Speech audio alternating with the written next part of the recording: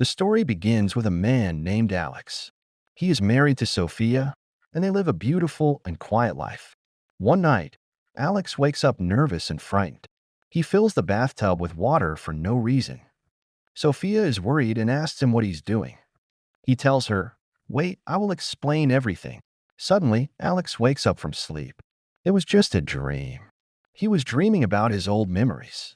In reality, he is lying asleep beside his son John.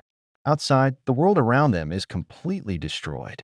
A few minutes later, a small earthquake shakes the ground and wakes John. Alex hugs him and says, "Don't be afraid, my love. It's just a small earthquake." He then takes his son, and they continue on their way. The world around them is in ruins. The forests have burned because the rain stopped falling a year ago. Within a few years, all the trees will disappear from the earth. This means oxygen will run out and humanity will go extinct. The world has now split into only two groups: gangs that attack people and take their food, and cannibals who eat people. Alex and his son are still searching for food. In one abandoned house, they find a small amount of supplies, just enough to fill their hunger for a short while. That night, they pitch a tent and sleep. As Alex sleeps, he dreams again. He sees his wife Sophia when she was pregnant with John. But the problem was that the world had already ended, and there were no hospitals left for her to give birth.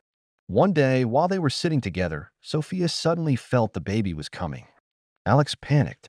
He didn't know what to do, but in the end, he boiled water and was forced to deliver the baby himself. Alex wakes from his dream suddenly when he hears voices outside. People are approaching their tent. Terrified for his son, he quickly grabs John and hides in the woods. He whispers, "Don't make a sound or they'll find us." It turns out the people are not cannibals, but a gang that bullies others and steals whatever they can. One gang member searches near where Alex is hiding and spots them. He says to Alex, "Surrender quietly, or I'll call the gang to kill you." Alex pulls out his gun and warns him to leave. But the man grabs John with a knife and threatens to kill him. Alex is trapped. If he fires, the rest of the gang will hear, but if he surrenders, they'll be tortured. He chooses the harder option. He shoots the man in the head, killing him instantly, then grabs his son and runs. The gang hears the gunshot and goes wild, charging toward the sound. Fortunately, Alex and John escape. Alex comforts his terrified son until he finally calms down. They both fall asleep where they are. Later, John wakes, still shaken by the memory of the man holding a knife to him. Alex reassures him, "Don't be afraid, my love. Those monsters are gone. I am with you, and I will never leave you." The next day, they continue their journey, looking for a new cart to carry their belongings since they left theirs behind during the escape. Alex remembers a moment with Sophia when their son was small. She had given him 2 bullets, the last they had left. She told him the cannibals would never stop hunting them and begged Alex to kill her so she wouldn't have to see them eat her alive. Alex looked her in the eyes and said, "Trust me. As long as I'm alive, no one will come near you or our son." Back in the present, Alex and John explore an abandoned mall in search of food. By chance, they find a broken soda vending machine. Inside is a single can. Alex opens it for his son. It's the first time John has ever tasted soda, and the moment fills them with rare joy. They continue on and find an overturned delivery truck. They rest inside it. John admits, "I wish I were with my mother. I miss her so much." Alex replies, "If you were with her now, we would have been dead long ago. Sleep now, my love. You're tired." After John falls asleep, Alex looks at photos of Sophia and feels a deep sadness. Memories return, memories of when Sophia begged him again to let her go. She told him she couldn't watch their son die in front of her eyes, nor could she bear for him to see her die. She was determined to leave. Before she walked away, she told Alex, "If you truly want to help me, take our son south. He will be safe there." Then she left, and he never saw her again. Most likely, she died. We move to the present time, and this is how we understand that Alex takes his son and heads south.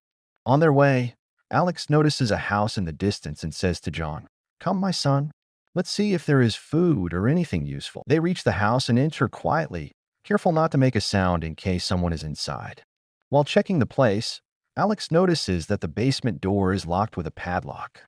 He suspects that someone is storing food there. He grabs an axe from outside and breaks the lock with ease. Then, with his lighter lit, he goes down with his son to explore.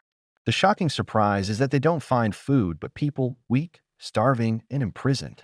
Their bodies are thin, and parts of them have been cut away. Alex is horrified by the scene. He grabs his son and runs, but one of the prisoners lunges at John, trying to grab him to eat him. Alex reacts quickly, hitting the man and shoving him aside before dragging John out and slamming the basement door shut. The problem is that the lock is broken, so Alex quickly drags a heavy table and places it over the door to block it. At that exact moment, armed people arrive at the house. These are the owners, the gang who had kept those prisoners.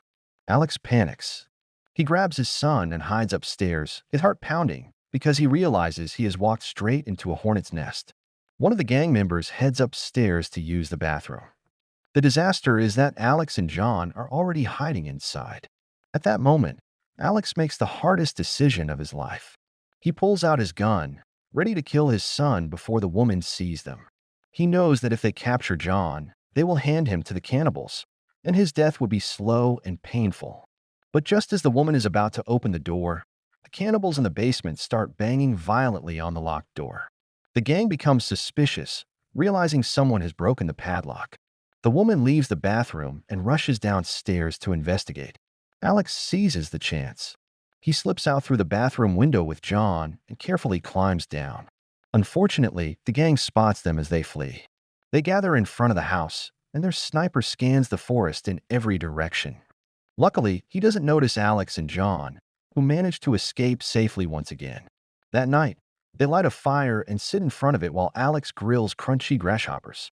John takes a bite and jokes, "Next time I'll treat you to some spiders. You'll love them."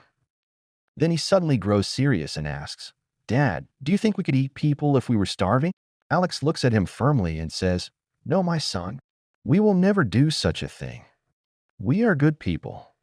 At worst, we'll eat grasshoppers. But those people, they are monsters." The next day, they arrive at the area where Alex grew up. He takes John to his old family home, and they decide to stay there for a short while. By chance, John notices someone watching them from the window of a house across the street.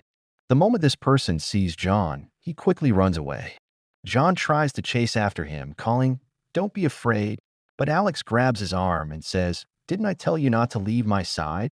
John insists, "But Dad, I saw someone at the window." Alex shakes his head and says, "There's no such thing. Come on, let's go back." He doesn't believe him, thinking it's just a child's imagination. They continue their journey and stumble upon another house. Hoping to find food, they go inside but instead find a corpse covered with a sheet. John is terrified, but Alex hugs him and says, "Don't be afraid. I'm with you." While exploring further, Alex discovers a hidden basement door.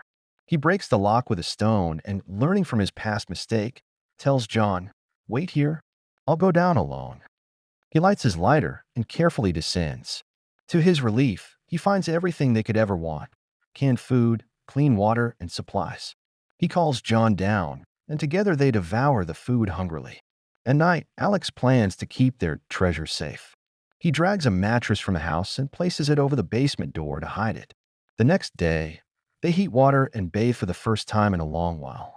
Alex even shaves himself and trims John's hair.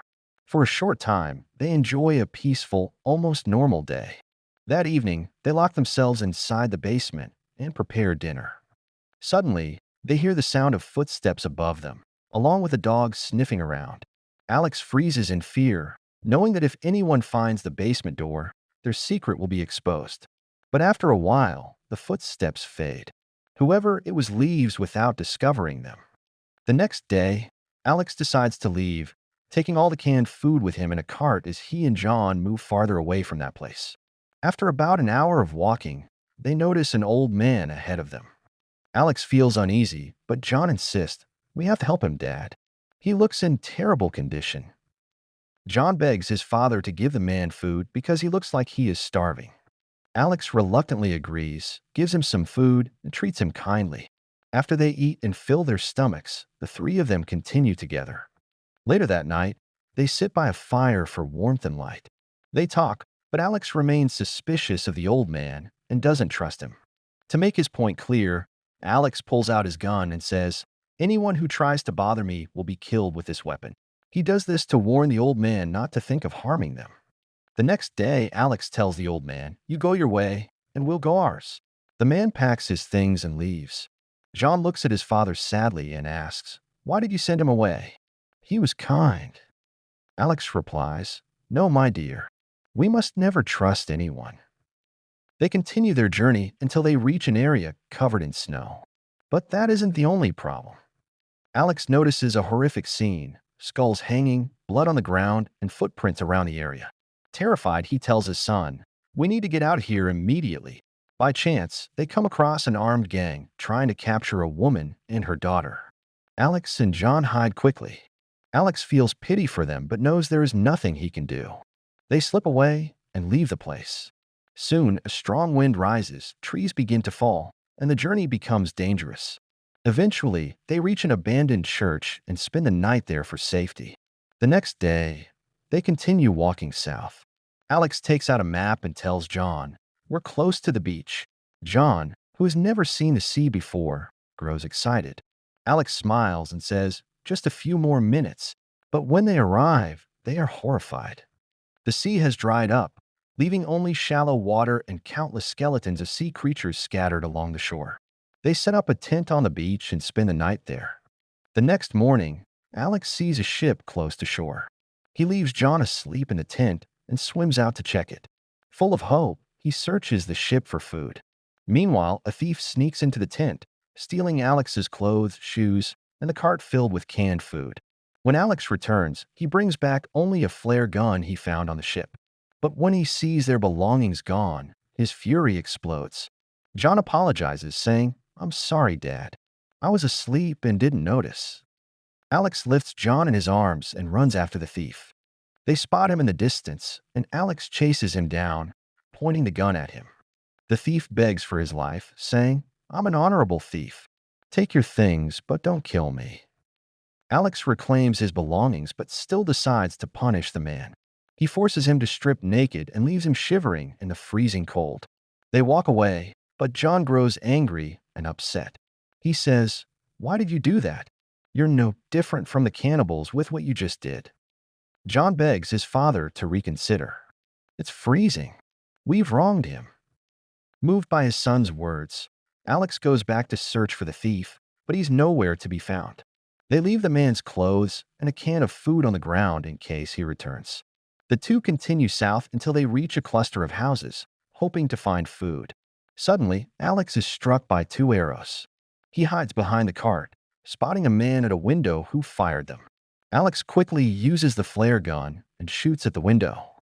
After firing, he hears a woman scream. Alex limps into the house and finds the man who shot him lying dead, while his wife sobs beside him. She cries, "You wronged us. My husband thought you came to kill us, so he shot first."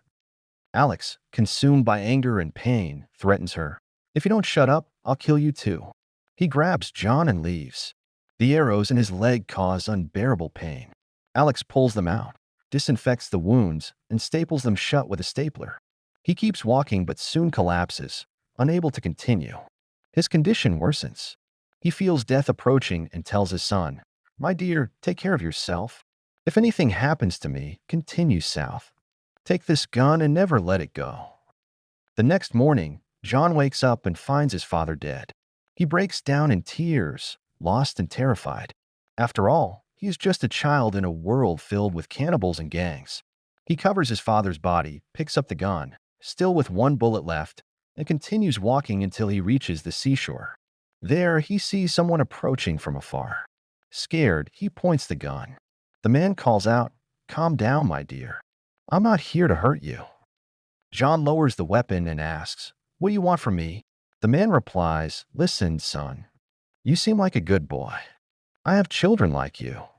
Come with us and live together, or would you rather stay here with your dead father?"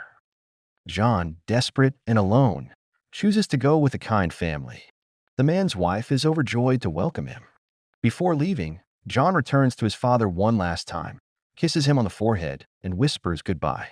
Then he begins a new life with the family. The film ends on this emotional scene. See you in the next movie.